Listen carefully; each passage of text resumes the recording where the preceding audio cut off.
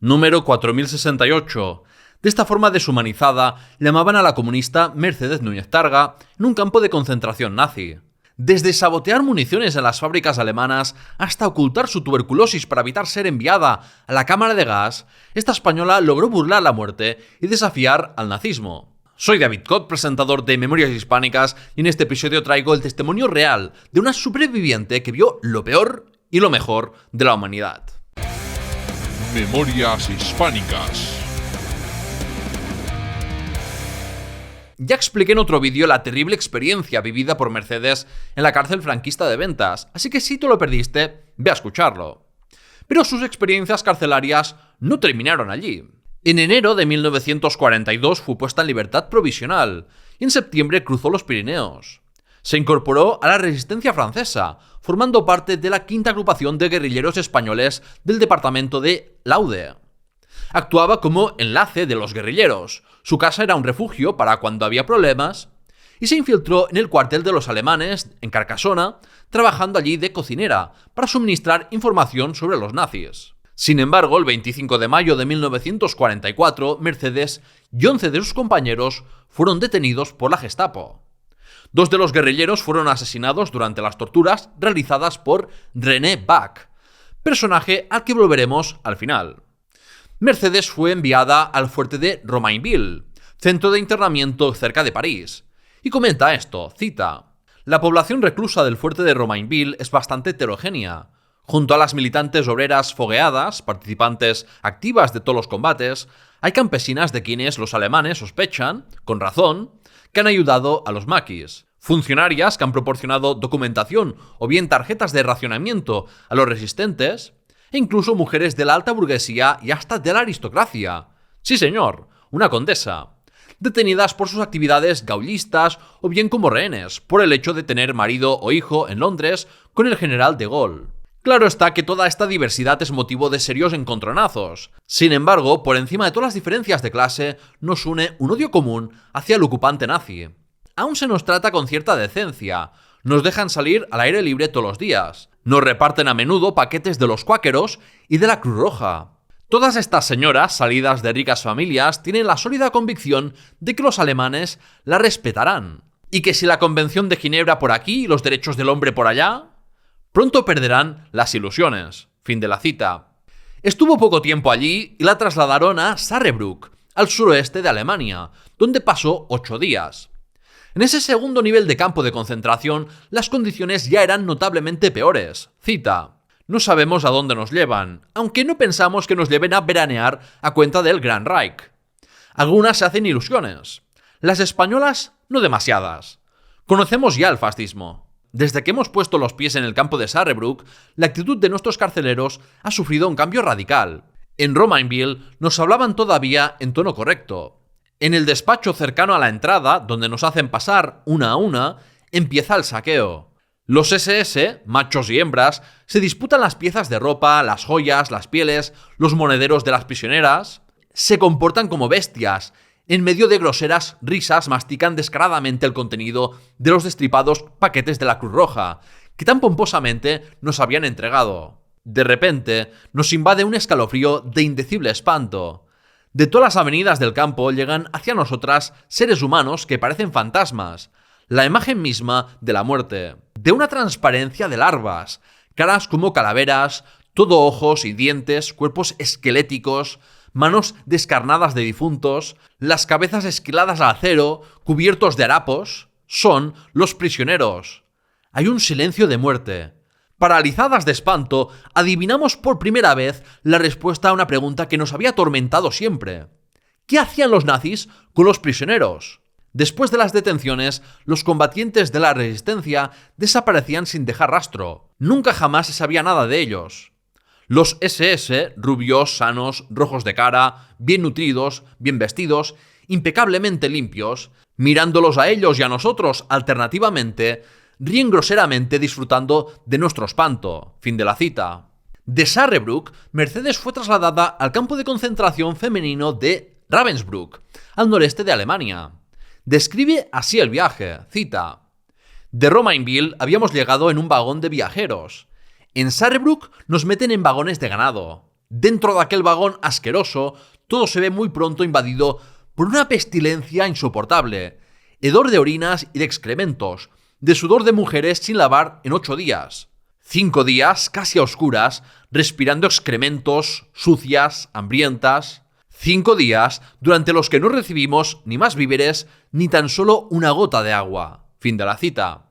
También comenta que una de las mujeres del vagón tenía una botella de medio litro y que cuando el tren hacía paradas la sacaba por la pequeña ventanilla alambrada que tenían y gritaba para que alguien la rellenase.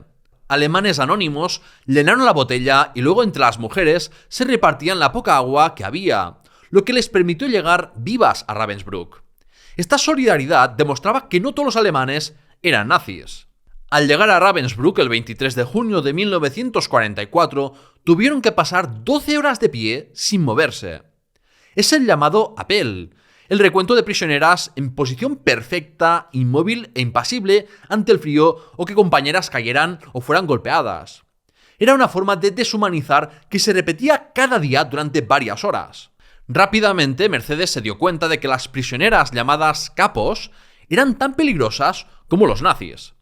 Las capos generalmente eran presas comunes que ayudaban a las SS en la represión a cambio de algunos privilegios. Las nuevas reclusas fueron recibidas así, cita. «Mirad», señala una mujer, «allá abajo están las cocinas. ¿No veis el humo que sale de la chimenea?» Era el crematorio. Venga gritos y empujones ladrando órdenes en lengua desconocida y ya nos tenéis en marcha hacia lo que creemos entender que son las duchas. Al fin podremos limpiarnos y beber. La escena que nos espera es un poco distinta. En pequeños grupos, mientras las demás hacen cola fuera, nos hacen entrar. Unas cuantas SS mirándonos con cara de asco, rodeadas por capos, nos obligan a desnudarnos totalmente.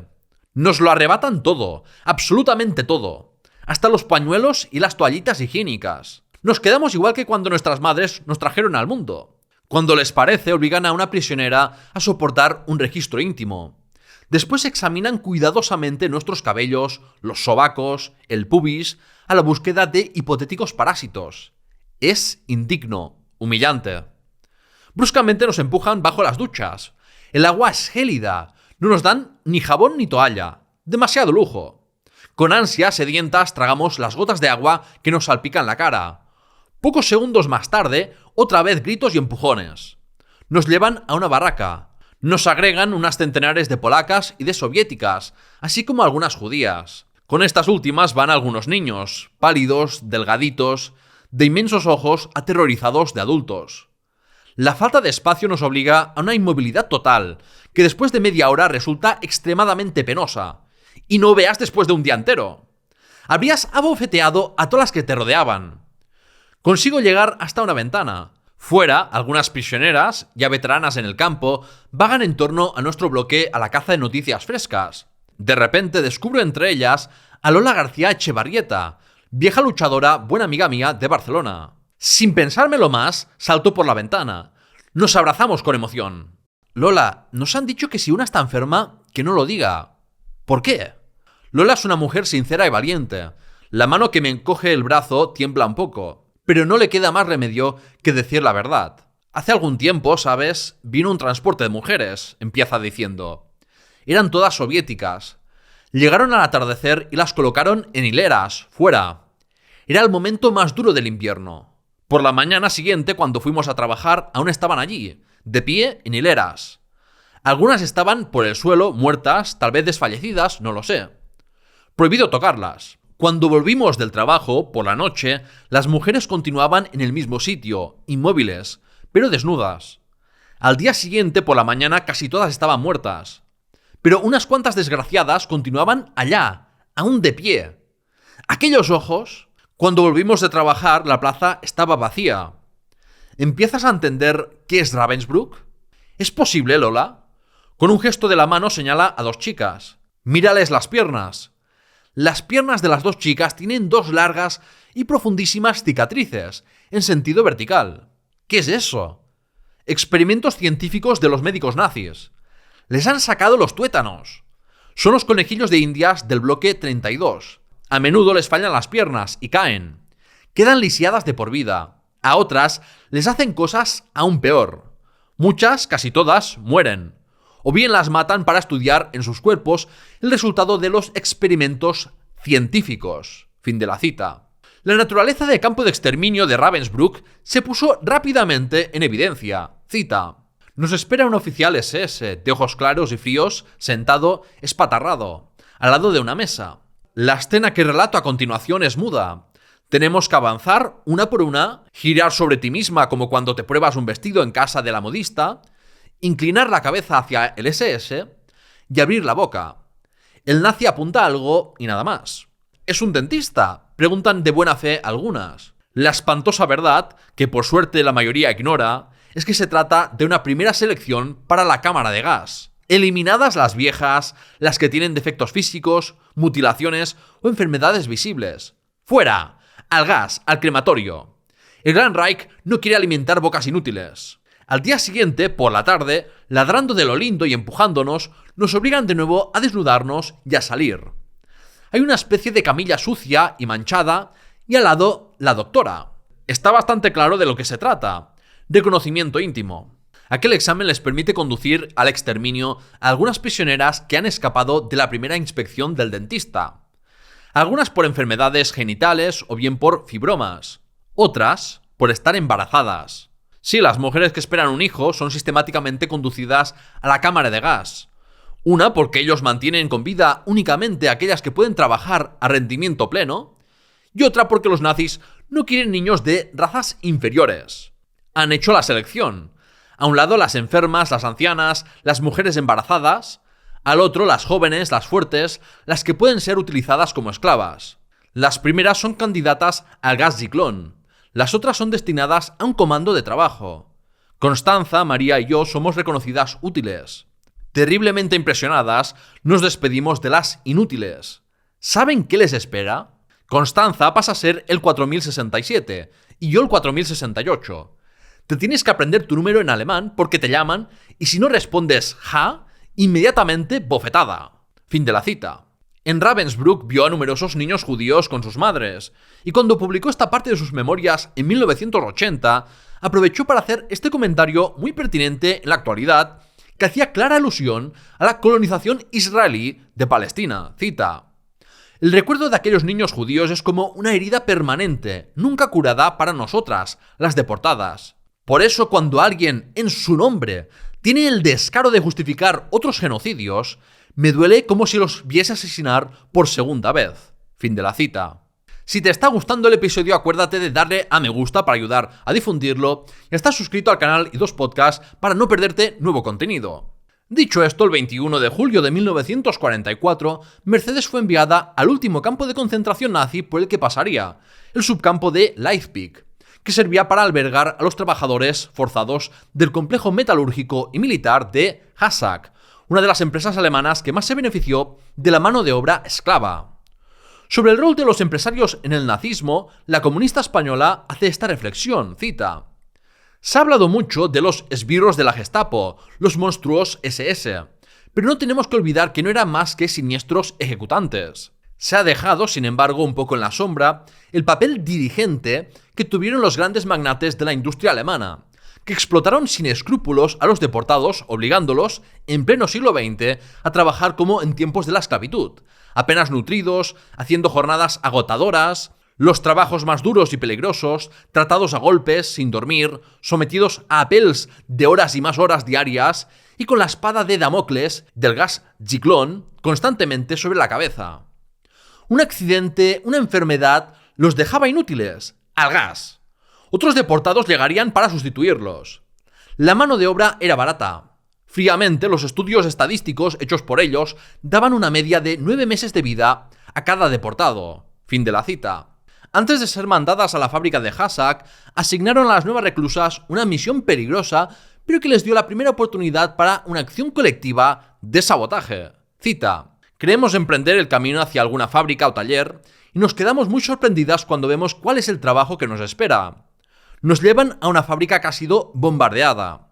Allí se trata de recuperar todo lo que hay en el sótano cantina, el techo del cual está medio hundido y en peligrosísimo equilibrio. Entrar allí significa jugarse la vida a cada instante. A gritos y a base de azotes nos hacen bajar. Pero los valerosos defensores del Gran Reich se quedan fuera, rodeando a una prudente distancia la fábrica bombardeada. Se nos ha dado orden de recuperar y sacar al exterior una gran cantidad de cajas de cartón llenas de vasos de cristal que han quedado en el sótano. Para llegar allí tenemos que pasar por una verdadera carrera de obstáculos. Organizamos una cadena. Trabajamos lentamente, de mala gana. Somos de distintas nacionalidades. No nos entendemos mutuamente. Nos miramos. ¿Podemos confiar las unas en las otras? De repente, alguien tropieza y cae una caja, con un gran ruido de cristales rotos. Hay una carcajada general. Es como una señal. Rompemos ensañadamente, jocosamente, todos los vasos. No queda ni uno.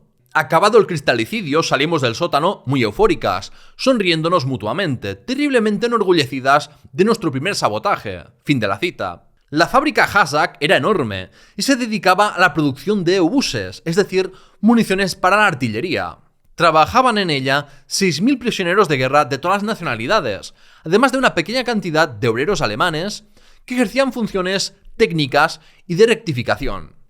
Desde el primer momento, una luchadora antifascista como Mercedes pensó en cómo contribuir a la victoria aliada.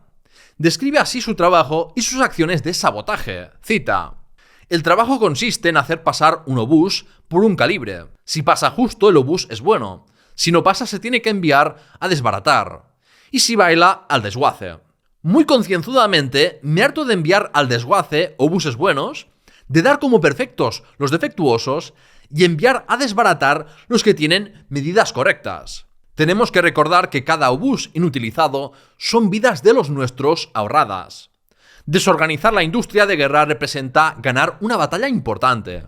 Mi máquina, una máquina enorme, es la primera de una cadena de 4, cada una de las cuales le hace al obús una operación distinta. El obrero me indica con gestos lo que debo hacer, que no es demasiado complicado, pero que me hago explicar repetidamente. Mientras pienso no cómo realizar correctamente lo que el hombre me indica con bastante paciencia, sino en las posibilidades de sabotaje que se me presentan. ¿Cómo hacer obuses inutilizables? Yo, como si nada, trabajo con una lentitud exasperante. Al final, el rectificador viene a mi lado y se sienta encima de una caja. Señala mi triángulo rojo donde no hay marcada ninguna letra y me pide mi nacionalidad. Española. El hombre me contempla, espantado. ¿Spaniches? ¿Franco o del Pasionaria? Pasionaria. Mi insolente respuesta hace pasar por sus ojos azules un resplendor inequívoco de simpatía. El día siguiente, ansiosa de llevar a la práctica mi proyecto, cierro premeditadamente con poca fuerza la manija. El obús, mal sujeto, oscila. Empieza la lima del trabajo y, loca de alegría, veo que el agujero del fondo del obús, en lugar de ser perfectamente redondo, toma una forma que más bien parece un huevo. Los obuses son cada vez más catastróficos y yo estoy pletórica, cuando de repente se oye un crujido extraordinario. Un obús sale silbando y toda la máquina tiembla con un ruido como si fuera el fin del mundo. Había roto el eje. Confieso que me quedo helada. Yo no quería hacer tanto. Un sabotaje así puede significar la horca o el transporte hacia el gas. Acude a toda velocidad el Obermeister. ¡Sabotaje, sabotaje!, brama poniéndome los puños delante de la cara. El auxilio llega inesperadamente en la persona del rectificador rubio. Miente descaradamente. Con enorme emoción siento que aquel obrero ha observado mi sabotaje y no solo ha hecho la vista gorda, sino que lo ha facilitado y ahora se justifica para defender mi vida. Me tiene que llevar a trabajar al baño de los obuses, a los ácidos. Es un castigo severo porque los malditos ácidos liquidan rápidamente a las desgraciadas prisioneras que trabajan allí. Yo estoy a pesar de todo contenta porque el peligro más grande ha pasado. El rubio, al dejarme frente a mi puesto de trabajo, me dirige una sonrisa de complicidad. Morgen, mañana vendré a buscarla. Ha mantenido su palabra. Al día siguiente me hace un gesto y me lleva hacia una enorme máquina, con otro torno automático. Quizás quiere que la despedace también. Por si acaso me porto bien unos cuantos días, no demasiados.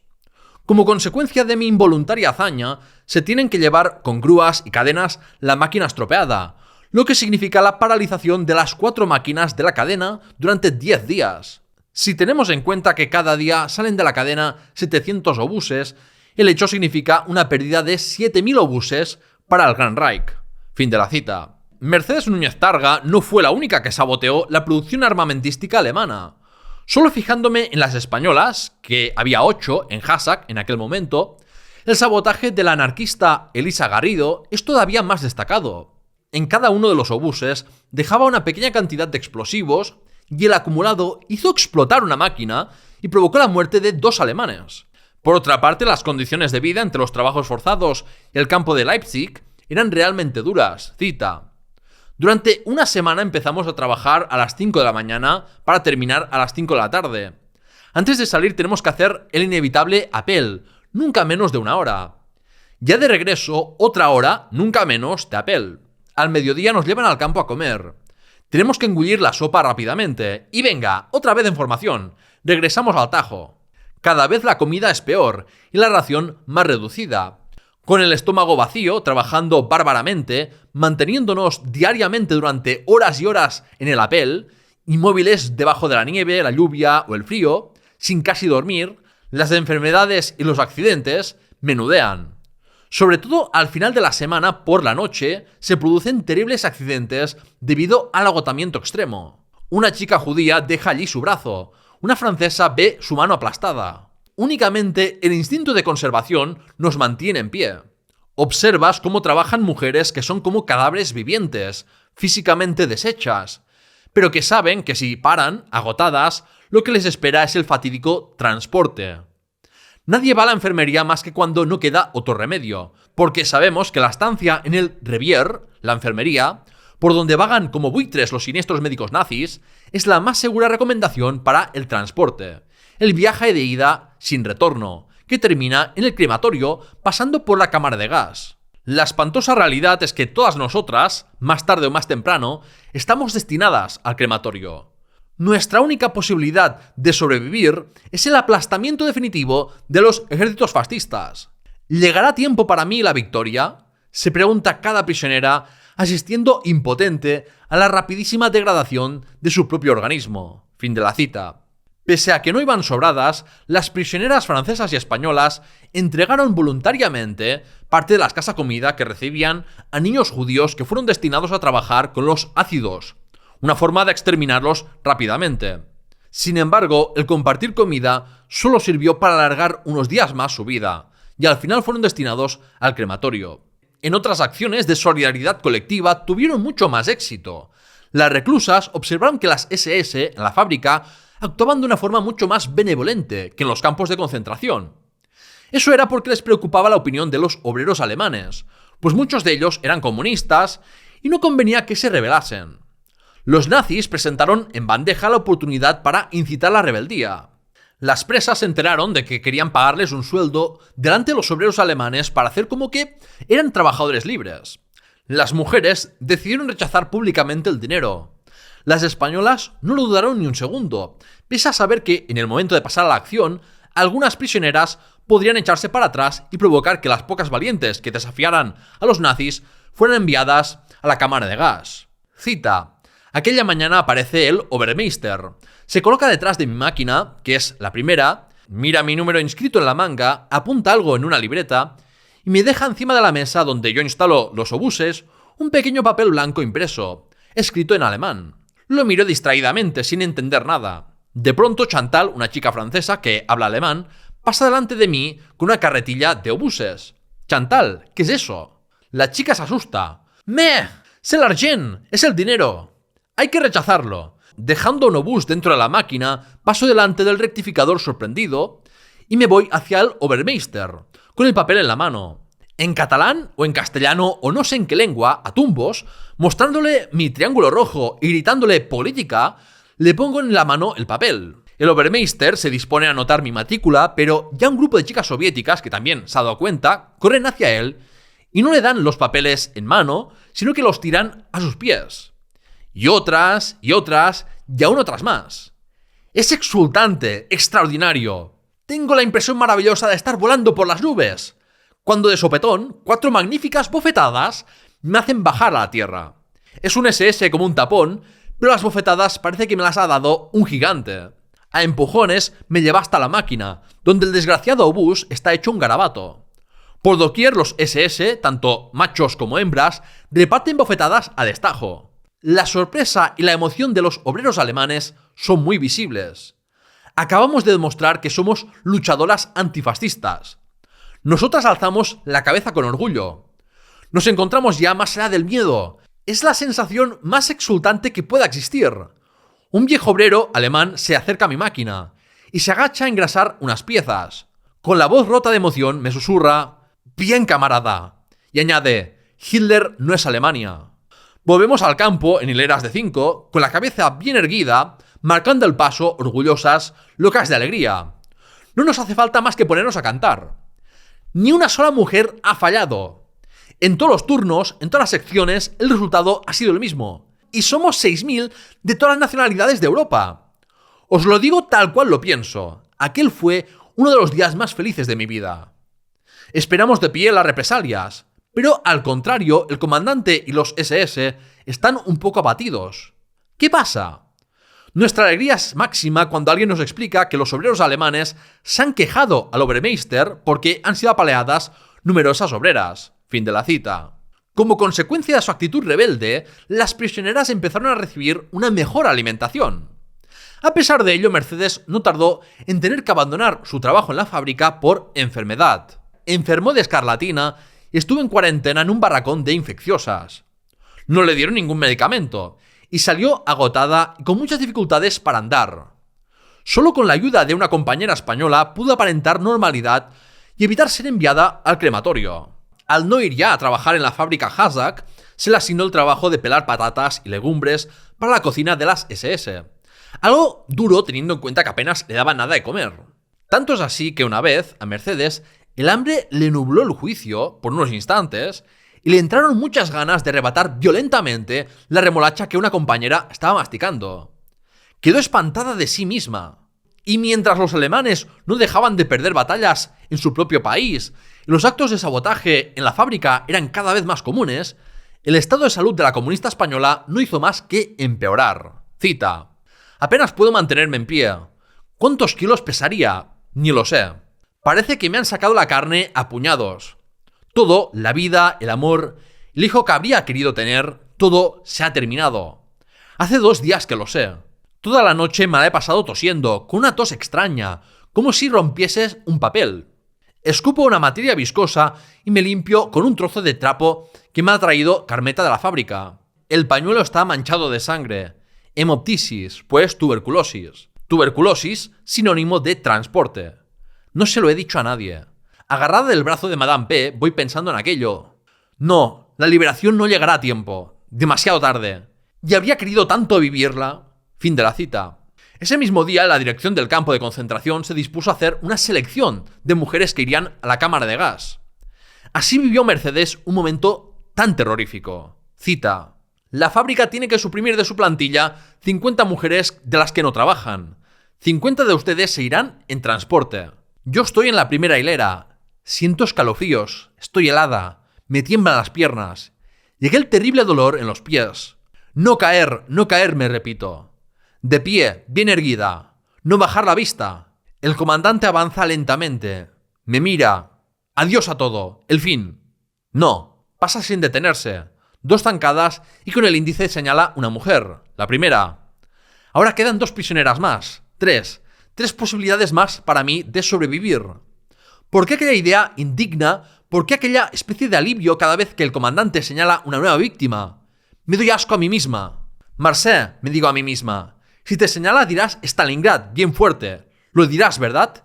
Tienes que decirlo. 38, 39... Delante de nosotros, las hileras de las condenadas a muerte aumentan, mientras las nuestras menguan cada vez más. Madame L. nos hace discretamente una señal afectuosa como para despedirse. Una mujer valiente. El comandante se para delante de mí. El corazón me palpita. ¿Ahora? No. Saca una mujer detrás de mí, una belga. Llevamos 1 hora o bien un siglo en el apel. Las piernas me aguantan apenas. La debilidad y, por qué no decirlo, el miedo a la muerte, un miedo que me domina de pies a cabeza. Stalingrad, me repito, no lo olvides. El comandante se va a la otra punta. Ahora señala rápidamente. 44, 45. De repente comprendo. Estás cogiendo las prisioneras que llevan gafas. A mi lado, Madame P. no se ha dado cuenta y continúa con sus gafas inocentemente puestas. 48, 49... Una más y basta. Las gafas, susurro. El comandante pasa por delante de Madame P, que se ha sacado de sopetón las gafas, y se para delante de mí. Me mira fijamente. Siento ganas de orinar. ¡Imbécil! Si no hubiese dicho nada, era ella y no yo. El hombre del hocico de rata hace 2 zancadas y señala una mujer. 50. Os llevan a la muerte, hermanas. Humilladas hasta el último momento. Dócilmente en hileras vais al exterminio. Hasta vuestra muerte es encarnecida. Madame P me coge afectuosamente el brazo. Suerte que me ha avisado de las gafas. No me atrevo a decirle que me he tratado de imbécil a mí misma por haberlo hecho. Fin de la cita. La derrota definitiva de la Alemania nazi era inminente, y Mercedes contempló con alegría que la desbandada que sufrieron los republicanos en España pasaron a experimentarla los fascistas. Para ella y miles de españoles de izquierda, la guerra de España y la Segunda Guerra Mundial formaban parte de una misma lucha contra el fascismo, que ahora esperaban derrotar en toda Europa, incluyendo en España. Cita. Los bombardeos son casi diarios. La fábrica, ya con mucho desbarajuste, se cierra definitivamente. El frente se acerca rápidamente. Por una parte atacan los aliados y por la otra el ejército rojo.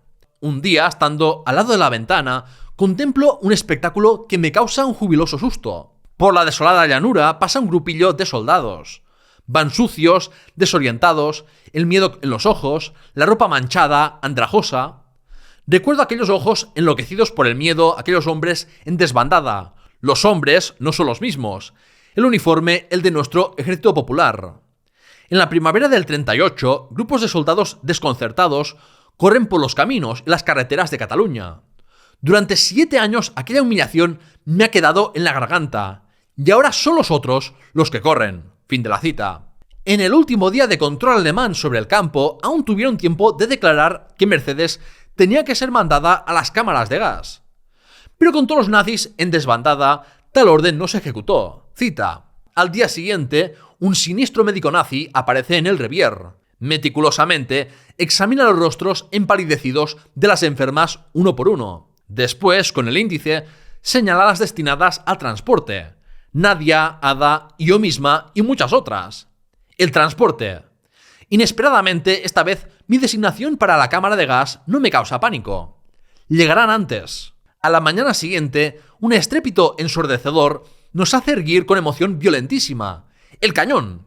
En el campo las mujeres se abrazan locas de alegría. ¡Ya llegan!, gritan todas.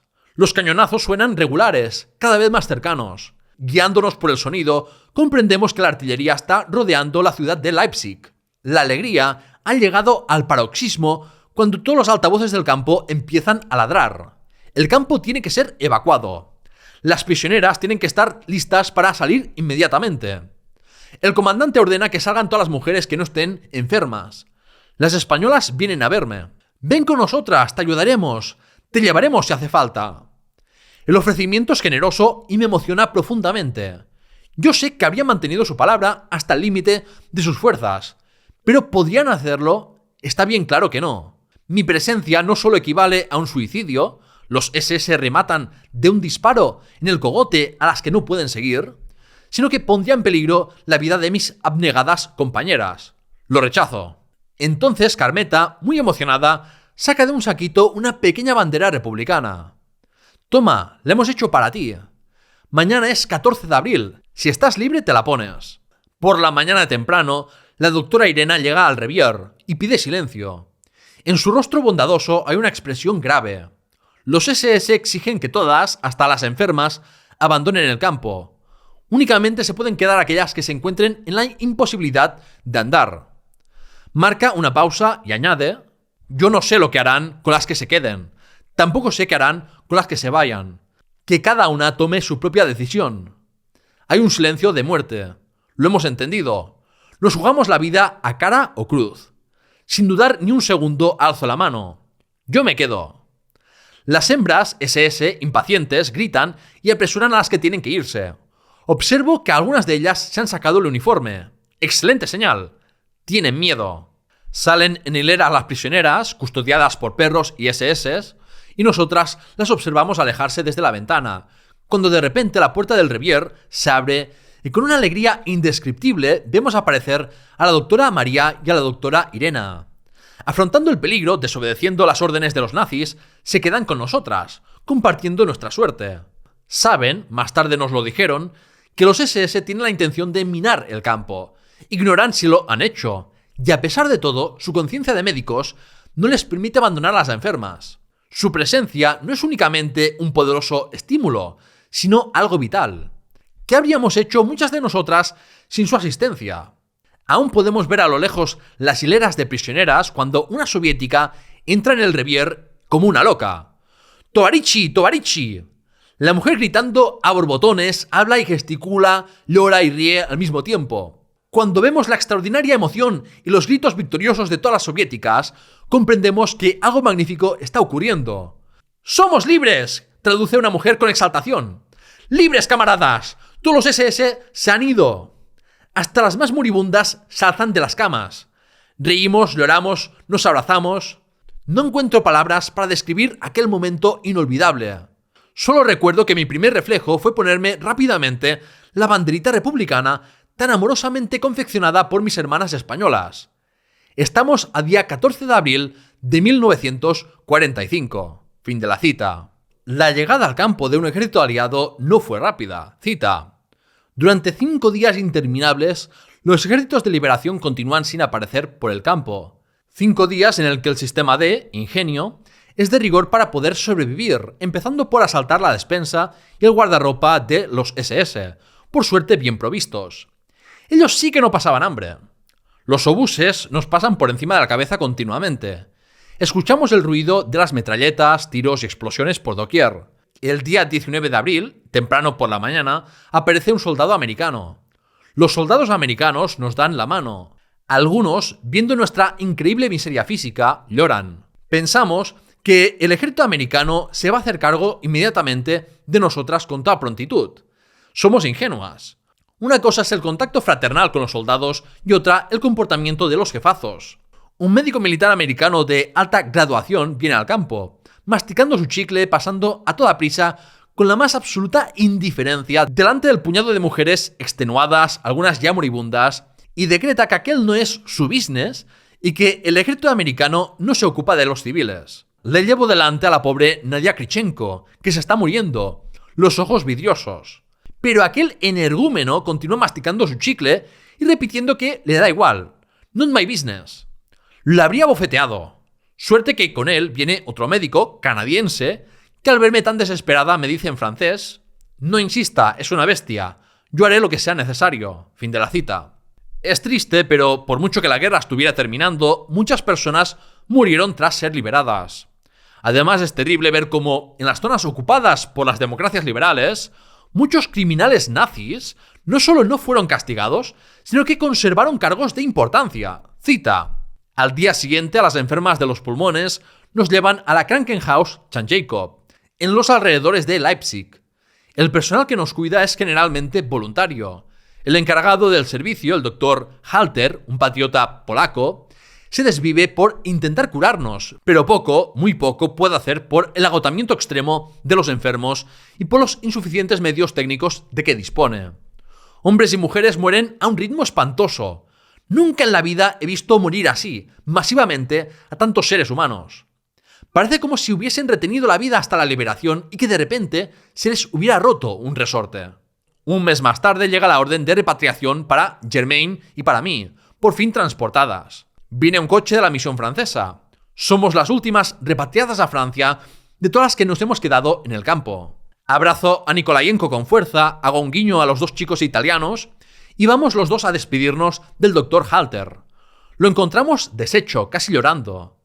En tiempos de Hitler, nos dice, tuve que estar aquí bajo las órdenes de un médico nazi, un criminal. Negaba todo tipo de medicación a los deportados enfermos. Los medicamentos, me decía con insolencia, son para la raza alemana. Algunas veces, robándole medicamentos o bien pagándolos de mi bolsillo, conseguía salvar un enfermo. Otras, no tenía más remedio que mirarlo morir. A la liberación, ¿qué habría hecho usted en mi lugar? Lo saqué de aquí por nazi y por criminal y cogí yo mismo la dirección de la Krankenhaus. ¿Y sabe qué pasa ahora? Me han llamado los americanos. Vuelven a poner de director al nazi y yo a la calle. Y tengo que entregar mis enfermos a un criminal nazi. Fin de la cita. Todavía quedan 2 anécdotas en las memorias de Mercedes Targa que demuestran su dignidad y su ética. Fue repatriada a Francia en un vagón lleno de voluntarios que sirvieron a la Alemania nazi. Esto le dio mucho asco, entre otras cosas porque actuaban como si hubieran luchado contra el nazismo en vez de ser colaboradores y simpatizantes del fascismo. Cita: en los andenes de las estaciones hay muchos alemanes, sobre todo mujeres y niños, que, errantes, desconcertados, cargados de paquetes, intentan probablemente volver a sus casas.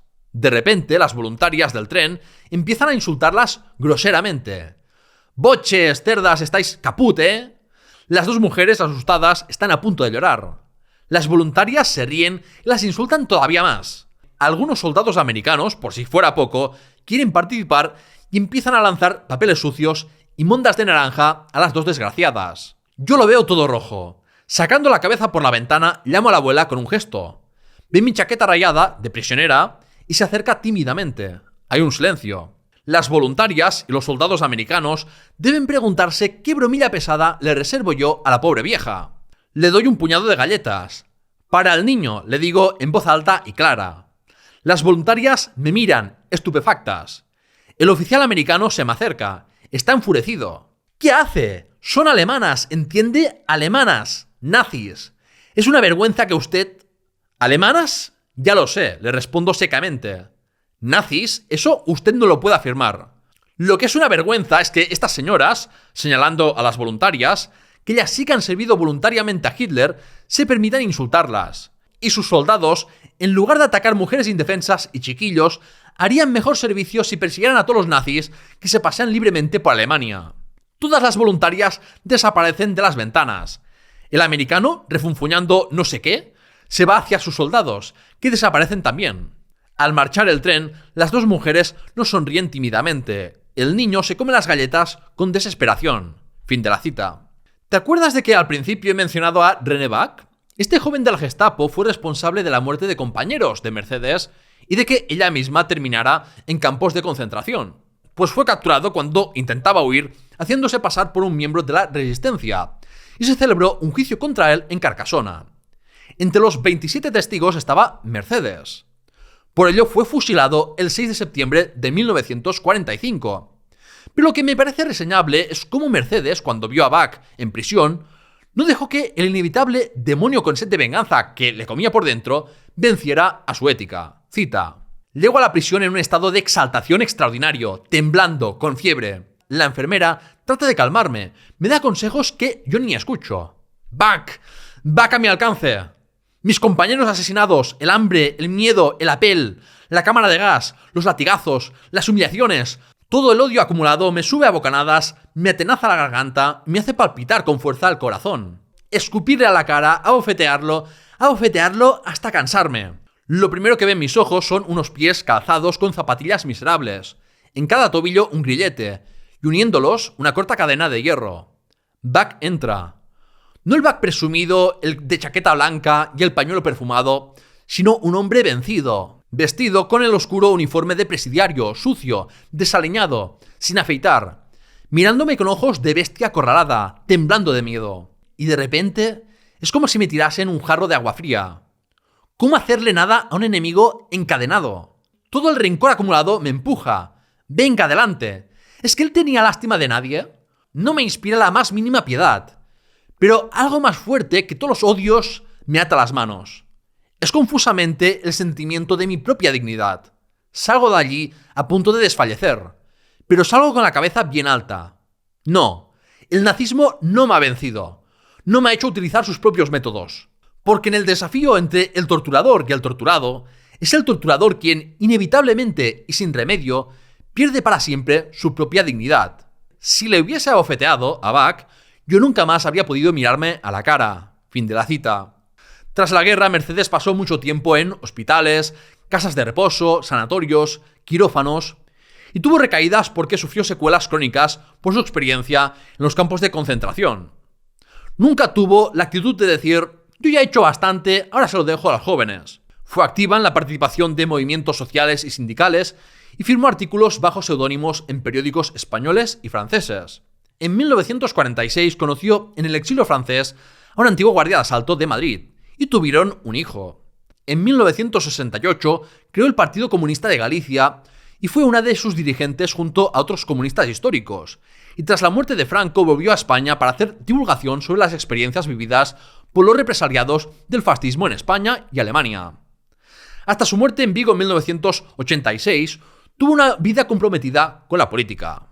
Esta fue la vida de Mercedes Núñez Targa. Si quieres leer su testimonio completo sobre las cárceles franquistas y los campos de concentración nazis, puedes comprar este libro, El valor de la memoria, con el enlace de la descripción. Un libro que es un 2 en 1 de 2 libros que publicó por separado en vida. Deja un me gusta y comparte el vídeo si te ha parecido interesante y recuerda que puedes ayudarme con una donación o con una suscripción mensual o anual en YouTube, Spotify o en Patreon, donde puedes gozar de beneficios exclusivos. Muchas gracias a Antonio Luis por hacerse mecenas y a los demás gracias por llegar hasta aquí y hasta la próxima.